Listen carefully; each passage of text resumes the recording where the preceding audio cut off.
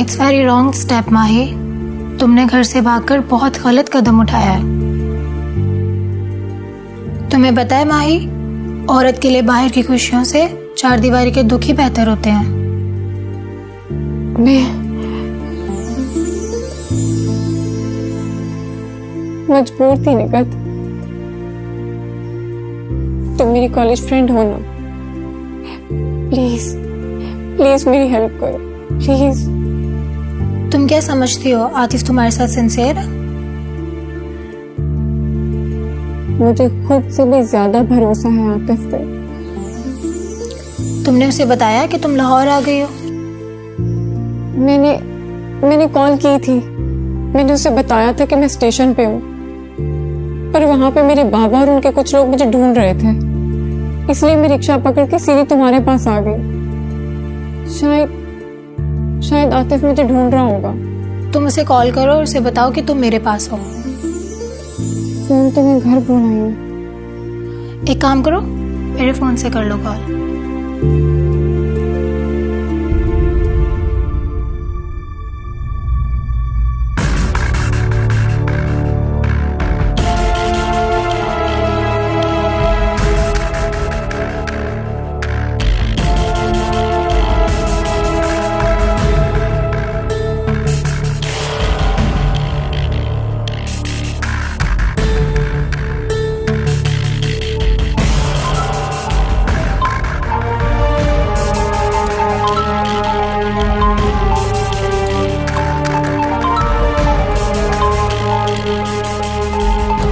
अगर माही की कॉल हुई तो पूछ इससे वो स्टेशन पर किस जगह है।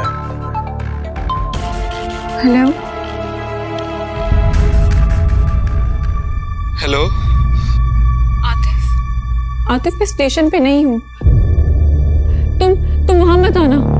मेरे बाबा के लोग मुझे वहां ढूंढ रहे थे, इसलिए मैं वहां नहीं रुकी हूँ।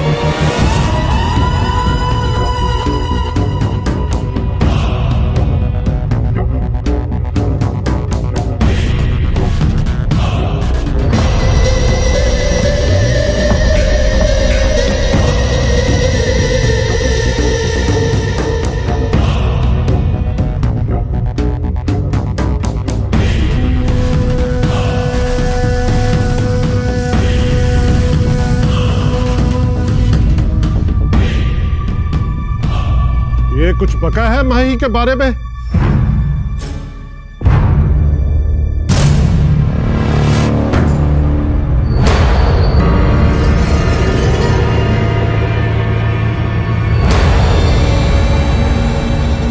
माही, माही, क्या हुआ? क्या कहा है आतिफ ने?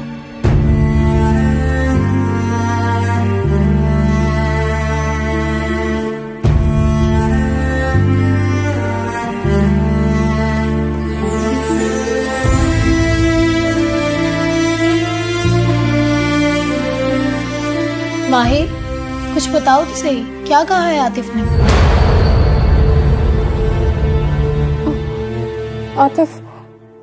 आतिफ के फोन में मैंने अपने बाबा की आवाज सुनी है। Oh no. हाँ, जरूर मेरे बाबा या मेरे कजन बाबरी ने आतिफ को अगवा कर लिया। निकत वो उसे मार डालेंगे, वो आतिफ को मार डालेंगे। प्लीज कुछ करो। रोने से कुछ नहीं होगा माही, हमें इस वक्त आतिफ की हेल्प करनी चाहिए। तुम बैठो, मैं उसके बाबा को इन्फॉर्म करती हूँ।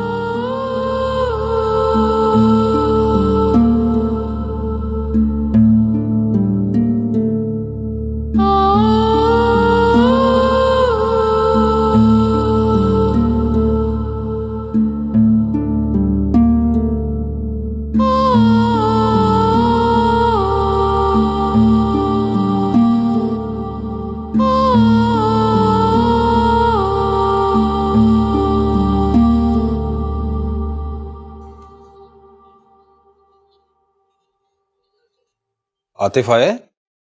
नहीं साहब जी, छोटे साहब तो रात से ही वापस नहीं लौटे।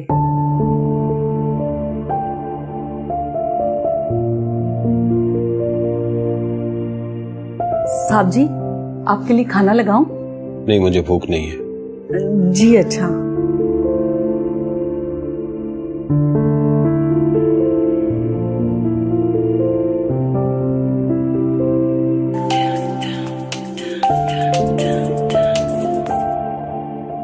हेलो, मुझे आतिफ के बाबा से बात करनी है। आतिफ मेरा ही बेटा है। तुम कौन? मैं आतिफ की दोस्त बात कर रही हूँ। वो बात ये है कि आपके बेटे को किडनैप कर लिया गया है। किडनैप? जी अंकल, मैंने आतिफ की हेल्प के लिए आपको कॉल की है। आप अपने बेटे को बचा सकते हैं तो बचा लें। वो इस वक्त नवाबगढ़ के मालिक नवाब फखरुद्दीन की कैद में है। नवाब फखरुद्दीन?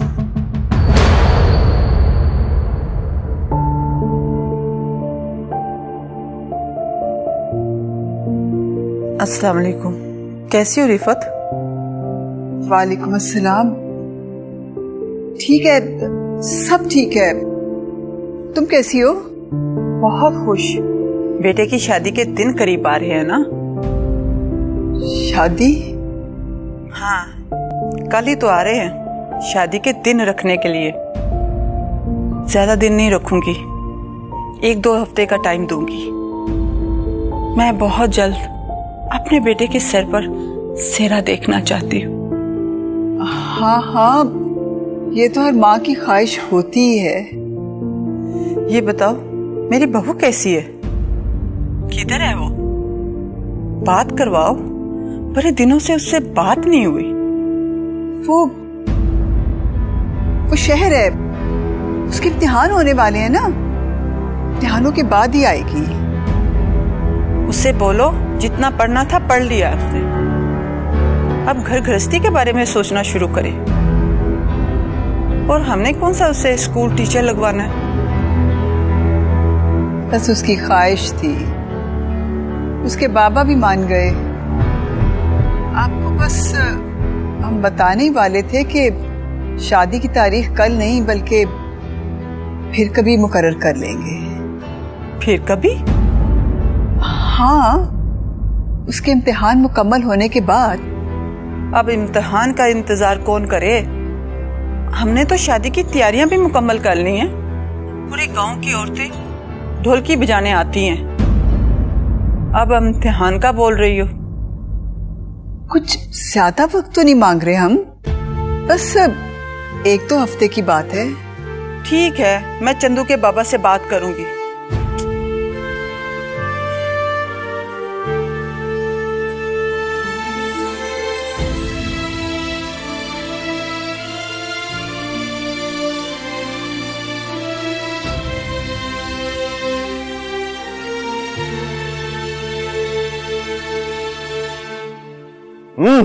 नहीं बनूंगा, मैं दूल्हा बनूंगा। अभी बना, दूल्हा बना, चल। आप दूल्हा बनेंगे शादी वाले दिन? दूल्हा बनूंगा तो शादी होगी, बनूंगा। क्या शोर मचा रखा है? सरकार छोटे सरकार कह रहे हैं आज ही दूल्हा बनना है। बाबा साहब, बाबा साहब, पहले दूल्हा बनना है। आप बनोगे? कब? बहुत जल्द। पक्का? पक्का।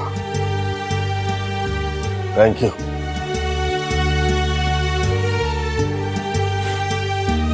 इतनी जल्दी भी नहीं, जितनी जल्दी आप समझ रहे हैं। क्या मतलब है तुम्हारा सईदा बेगम? फखरुद्दीन की बीवी से बात हुई है मेरी। वो शादी की तारीख कल नहीं, 1-2 हफ्ते के बाद दे रही है। वो क्यों?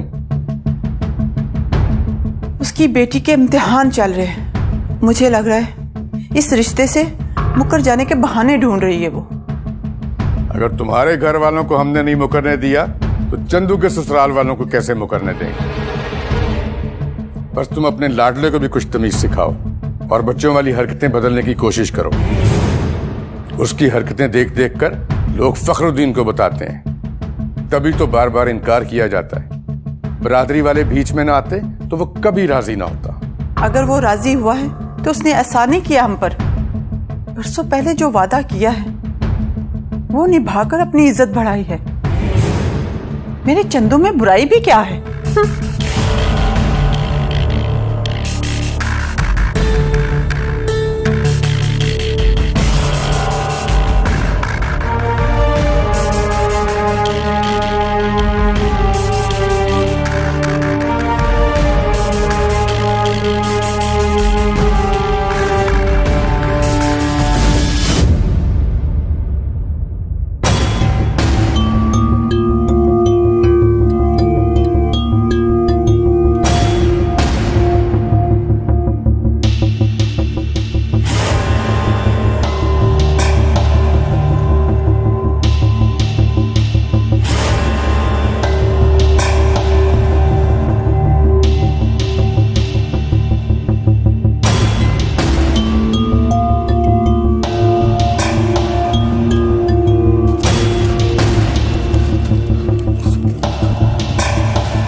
तो खोदी हुई ताजा मिट्टी लग रही है।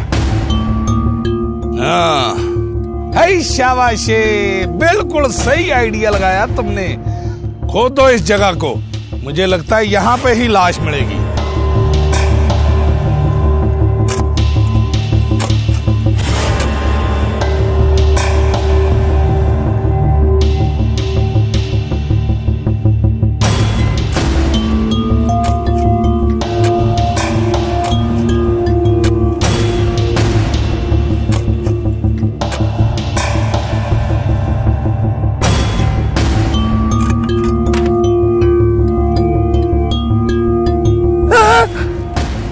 साहब जी, ओ ये तो लाश है।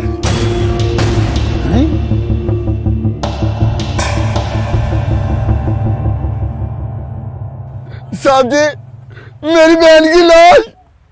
साहब जी, उसने मार डाला मेरी बहन को। साहब जी, उसने मेरी बेगुनाह बहन को मार डाला। मास्टर जी, जुल्म किया उसने, जुल्म किया मास्टर जी, उसने जुल्म किया।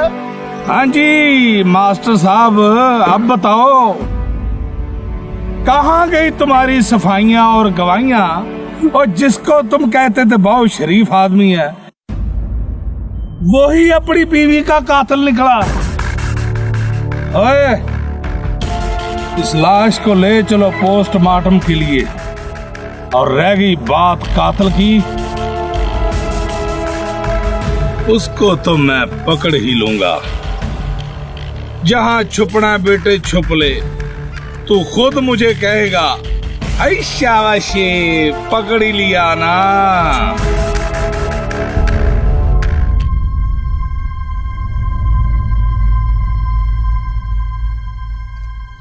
सिकंदर,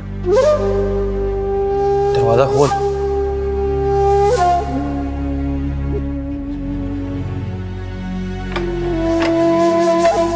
सिकंदर, ओए जालिमा, तूने अपनी बीवी को मार दिया? नहीं नहीं, झूठ ना बोल। तूने अपनी बीवी की लाश जिस जगह बॉडी में बंद करके दफन की थी ना, पुलिस वालों ने वो लाश वहां से निकाल ली है। ये तुमने ठीक नहीं किया सिकंदर। अब तू पुलिस के हाथों नहीं बच सकता। जितनी जल्दी हो सकता है यहां से भाग जा। ओए सोच क्या रहा है, यहां से निकलने वाली बात कर।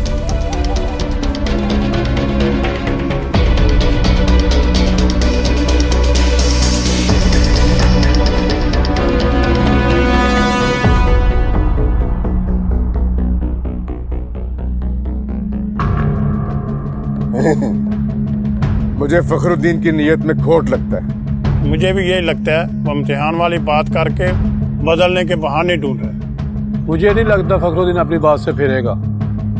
अगर फिरा तो बरादरी उसका बाइकाट कर देगी।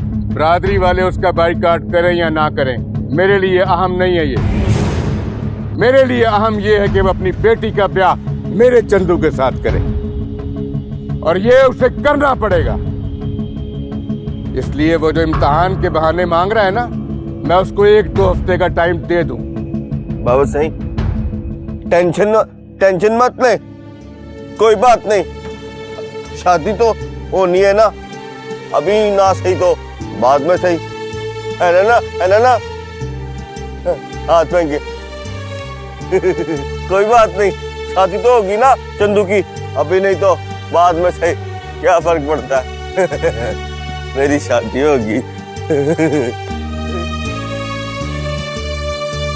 मेरा भी यही ख्याल है कि उसको 1-2 हफ्ते का टाइम दे दूं।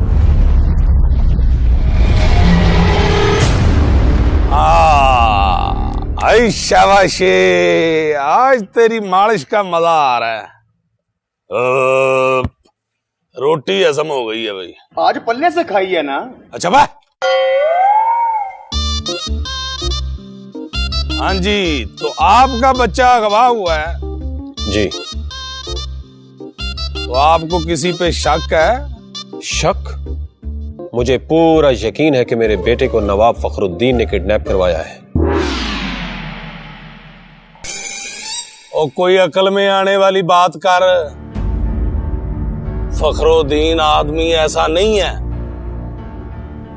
ना खुद मुसीबत में पड़ ना हमें डाल। वैसे तू आया किधर से है? लाहौर से। हाय शाबाश लो लाहौर से आए हैं और फखरुद्दीन नवाब साहब 250 मील दूर जाके इनके बेटे को अगवा करके ले आए। मैं उनको जाती तौर पे जानता हूं, वो यहाँ के नवाब हैं, नवाब, नवाबगढ़ के नवाब हैं। और उनकी अप्रोच तुम्हारी सोच से भी ऊपर है। उन पे ये घटिया झूठा इल्जाम लगा के ना खुद मुश्किल में फंस, ना हमें डाल। चुप करके केस बट के निकल जा, चला जा। फखरुद्दीन की अप्रोच से डरकर तुम अपने फराइज से गफलत और अपनी इस वर्दी से बेईमानी कर रहे हो, जो तुम्हारे लिए ठीक नहीं है। अगर मेरे बेटे को कुछ हुआ तो फखरुद्दीन से पहले उसकी तमाम तर जिम्मेदारी तुम पर होगी। ऐ शाबाश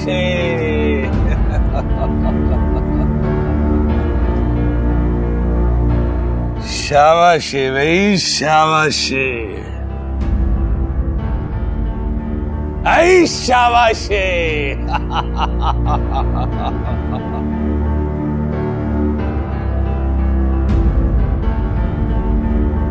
यानी तुम कानून के हाजिर ड्यूटी ऑफिसर को धमकी दे रहे हो? मैंने तुम्हें हाजिर ड्यूटी अफसर समझकर अपना मुद्दा बयान कर दिया था, लेकिन यह जानकर कि तुम कानून से ज्यादा नवाबों के नौकर हो, मैं अपना तारुफ करवाने पर मजबूर हूं। यह कार्ड मेरा तारुफ है।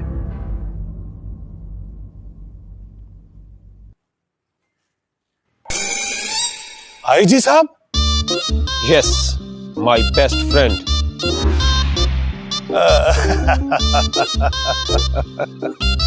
और शराब तो गुस्सा ही कर गए हैं। आप तो हमारे मेहमान है जनाब। बैठो बैठो बैठो। ओए बिल्लू। जी साहब जी। ओए जा, ओए साहब जी के लिए कोई बोतल शोतल लेके आ, कोई चाय लेके आ, कोई बिस्कुट, कोई फ्रूट। मैं अभी लेके आया साहब जी। जल्दी जा जनाब। थैंक यू, लेकिन जो मैंने कहा होगा जनाब, वही होगा जो आपने कह दिया, वैसे ही होगा।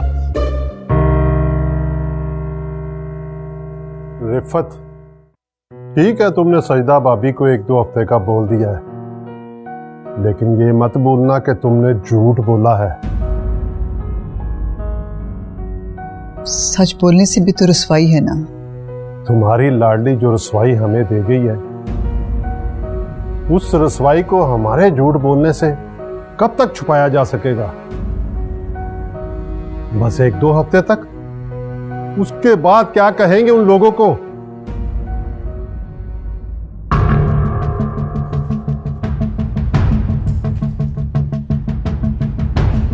आप तशरीफ रखिए और मैं सरकार को बुला के लाता हूं। जी ठीक है।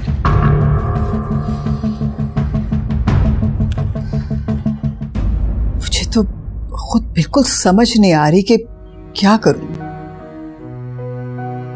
जिस बेटी को सारी जिंदगी सच बोलने का सबक सिखाती रही, उसके एक गलत कदम उठाने की वजह से झूठ बोलने पे मजबूर हो गए हैं। साहब जी, वो बाहर कोई आपको मिलने के लिए आया है। ठीक है।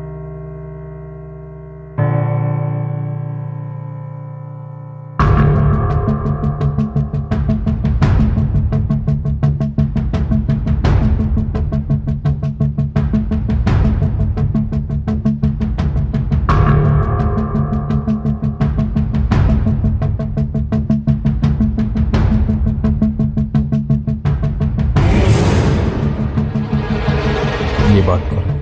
कौन है ये? एसपी साहब। जी अस्सलाम वालेकुम। जी एसपी साहब। बस सलाम करने के लिए फोन किया था। इनका एक छोटा सा काम है। कौन है ये? सेठ वकार अहमद साहब, लाहौर से आए हैं।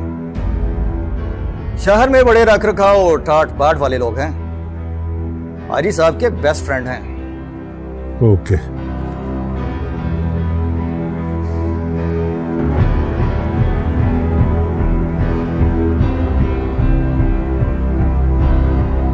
मुझे मालूम हुआ है कि मेरे बेटे आतिफ को आपने किडनैप किया है। अच्छा, हमारी गैरत और हमारी इज्जत का दुश्मन तुम्हारा बेटा है? जी हाँ, वो मेरा बेटा है। क्यों किडनैप किया आपने मेरे बेटे को? क्योंकि उसने मेरी बेटी को बहकाया है। उसी की शय पे मेरी बेटी घर की दहलीज पार कर गई है। मेरी इज्जत और मेरी आन और मेरी शान अपनी मोहब्बत के पांव थले रोंद के चली गई है। जब तक वो नहीं मिल जाती तब तक वो तेरा बेटा जिंदा रहेगा। देखें फखरुद्दीन साहब, आपको आपकी बेटी वापस मिल जाएगी। आप मुझे मेरा बेटा वापस लौटा दीजिए। तुम अपने बेटे के बदले हमारी बेटी तो लुटा सकते हो, लेकिन बेटी के जाने से टूटने वाला एक बाप का मान नहीं जोड़ सकते। देखें फखरुद्दीन साहब, मैं जरूर एक बेटे का बाप हूं, लेकिन एक बेटी के बाप का दुख क्या होता है उसको मैं अच्छी तरह से समझता हूं। अगर मेरे बेटे को मार देने से आपका टूटा हुआ मान जुड़ सकता है तो मैं आपको अपने बेटे का खून माफ कर दूंगा। अब जबकि मुझे यकीन हो गया है कि मेरे बेटे को आप ही ने किडनैप किया है तो मैं कानूनी चाराजोई कर सकता हूं, लेकिन मैं ऐसा करूंगा नहीं, क्योंकि अगर यह मामला कानून के हाथ में गया तो मेरे बेटे के साथ साथ आपकी भी बदनामी होगी और मैं किसी भी कीमत पर आपकी और आपकी बेटी की बदनामी नहीं चाहूंगा। आप जो भी फैसला करेंगे वो मुझे मंजूर होगा। ठहरो। बख्तू। जी सरकार। इनको साल ले जाओ और बाबरी से बोलो कि इनके बेटे को वापस कर दे। अच्छा जी। वकार अहमद, हम तुम्हारा बेटा छोड़ रहे हैं, उसके बदले हमें हमारी बेटी वापस चाहिए। देखें फखरुद्दीन साहब, आपने हमारी इज्जत की है, हम भी आपकी बेटी को इज्जत के साथ वापस लौटाएंगे।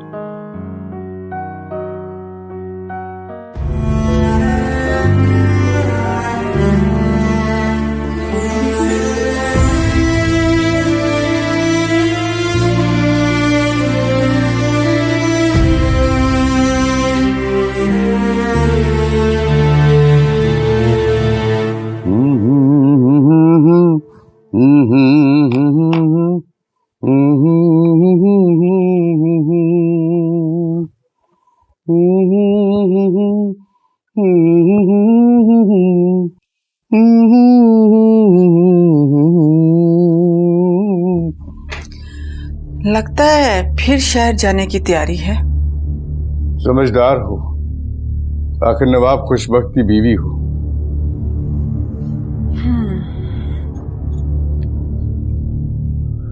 आप जब शहर जाते हैं तो बस एक यही मान रह जाता है मेरे पास कि मैं नवाब खुशबख्त की बीवी हूं। लेकिन ये मान कभी कभी बहुत कमजोर पड़ने लगता है।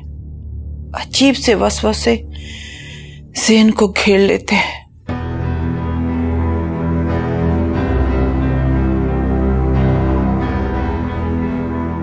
ये वसवसे हर बीवी के जहन में आते रहते हैं, और अगर मेरे बस में होता तो औरत का दूसरा नाम वहम रख देता। औरत का दूसरा नाम वहम नहीं, सब्र है। और औरत की इसी सिफ्त का नाजायज फायदा उठाते हैं मर्द लोग। तुम कहना क्या चाहती हो?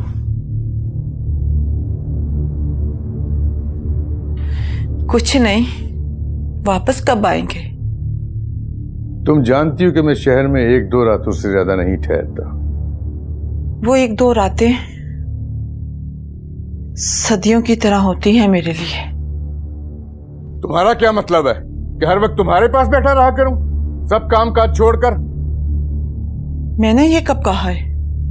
तो फिर मैं जो करता हूं, जहां जाता हूं, अपनी मर्जी से करता हूं, और हमारे खानदान में कोई औरत मर्द की मर्जी पर मुसल्लत नहीं हो सकती। सवाल बीवी बनकर शोहर से करती हूं और जवाब देते हैं एक रियासत के नवाब बनकर।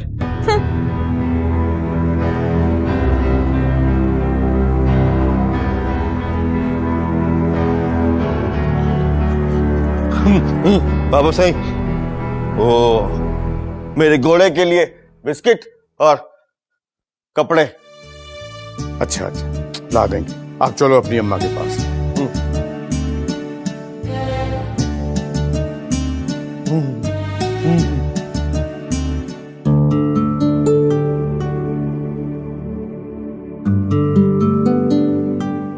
सलमा, ओ सलमा।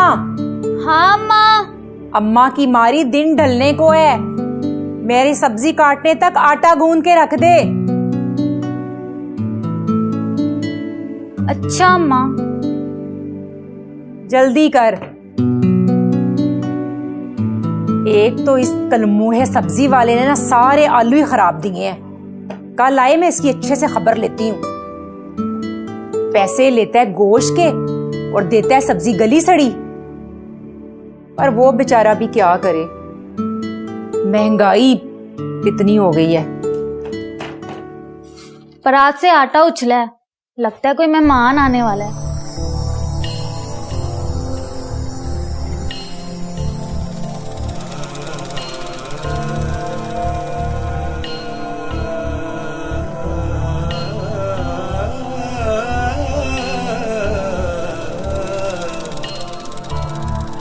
हाँ, मुझे लगता है वो शायद सकीना ही आने वाली है। एक तो इसने मेरी नाक में ना दम कर रखा है। क्यों? उसके बेटे का रिश्ता नहीं हुआ अभी तक? 20 रिश्ते दिखा चुकी हूँ मैं उसको। उसके तो नाक पे कोई रिश्ता बैठता ही नहीं है। कभी किसी के खानदान में नुक्स निकाल देती है, कभी किसी के माँ बाप में नुक्स निकाल देती है, कभी किसी लड़की में नुक्स निकाल देती है।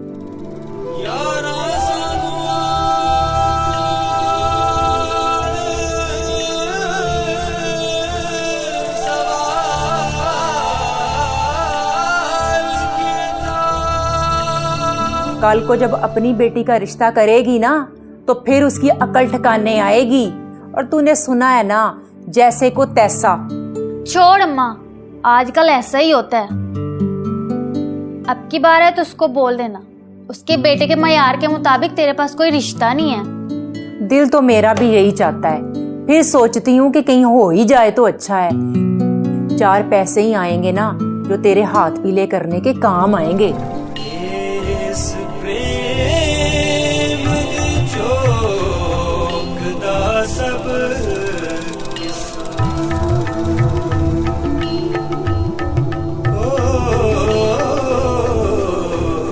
तेरा बाप तो इस दुनिया से चला गया, पर तेरे फर्ज की जिम्मेदारी मेरे कंधों पे छोड़ गया। तेरे फर्ज का कर्ज चुकाने के लिए शायद मैं अब तक जिंदा हूं। खैर छोड़, तू ये बता मुझे कि सारे घरों से कमेटी तो आ गई है ना? तकरीबन सब घरों से आ गई है, बस चाचा दारा, दूध वाला और हवलदार की बीवी नहीं देके गए। सवेरे जाऊंगी ना इन दोनों के घर, खूब बेइज्जती करके आऊंगी मैं इनकी। दरवाजे पे तो देख कौन आया है।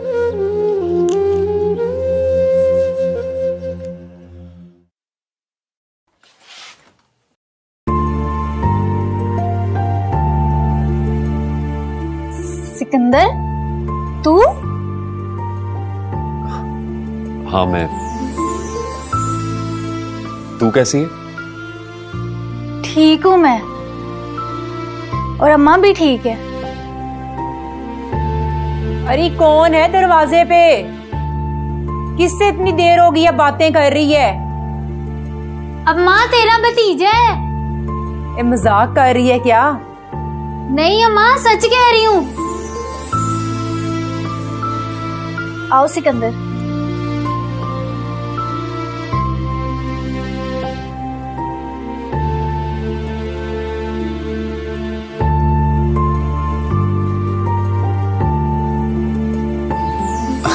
अस्सलाम वालेकुम फुप्पो। वालेकुम अस्सलाम। शुक्र है तेरा दिल भी चाहा अपनी फुप्पो से मिलने को। कहाँ रहा है तू इतने साल? फुप्पो अभी मैं बहुत थका हुआ हूँ, बाद में बताऊंगा ना आपको। तू खड़ी क्या मुंह देख रही है? जा जल्दी से हांडी रोटी पका। देखती नहीं कि कितने बरसों के बाद मेरे बेहश्ती भाई का बेटा आया है?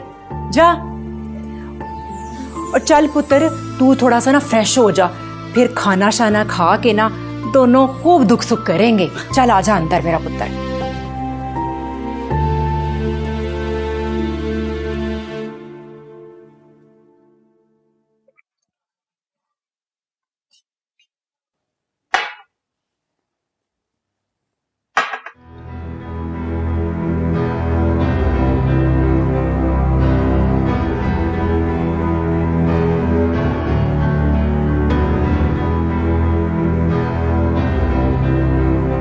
अगर तुमने उनकी बेटी को वर्गलाया ना होता तो मैं नवाब फखरुद्दीन से तुम्हारे एक एक जख्म का बदला लेता।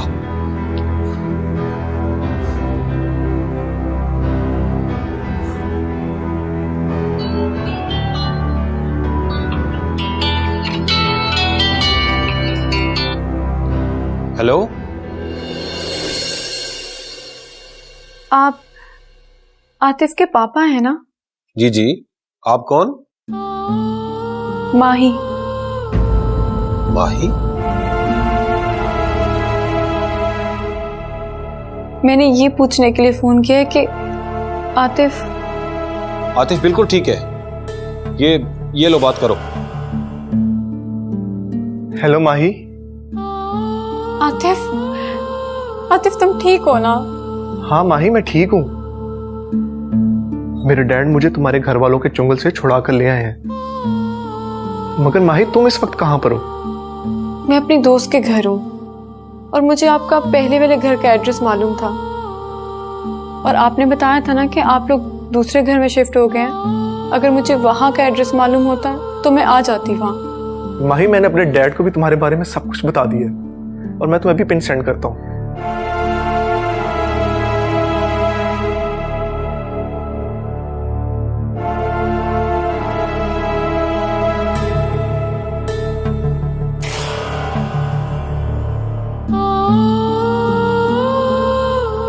मेरी फ्लाइट का टाइम हो रहा है, आओ मैं तुम्हें छोड़ आती हूँ। नहीं, तुमने मेरे लिए पहले ही बहुत कुछ किया है और मैं तुम्हारी हमेशा एहसानमंद रहूंगी।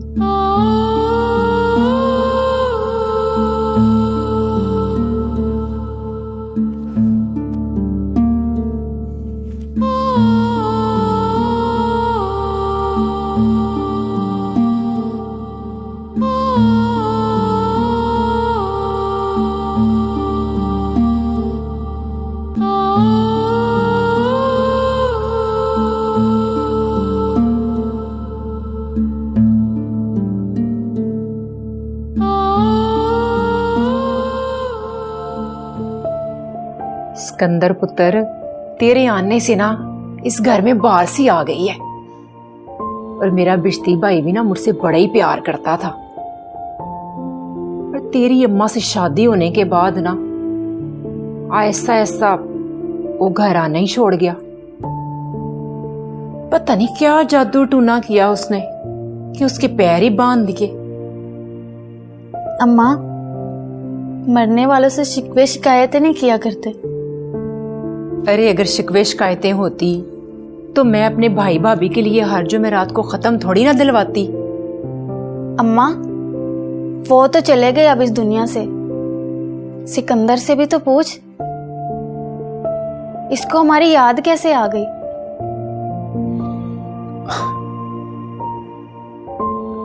बस वो फुप्पो रेलवे की नौकरी में ऐसा उलझा कि आप लोगों के पास आने की फुर्सत ही नहीं मिली। अब क्या छुट्टी लेके आया है?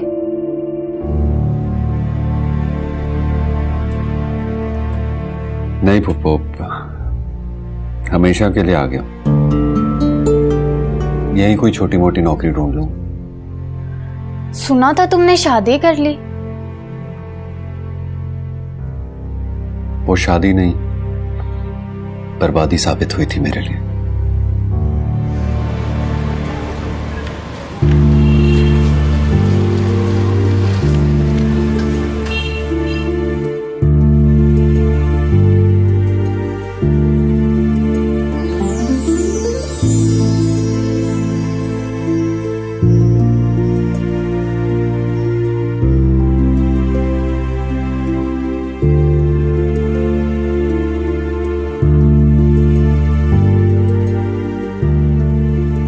उसे फोन करके पूछो कि वो अभी तक आई क्यों नहीं है। अभी कुछ देर पहले बात हुई है डैड, बोल रही थी कि मैं रास्ते में हूं।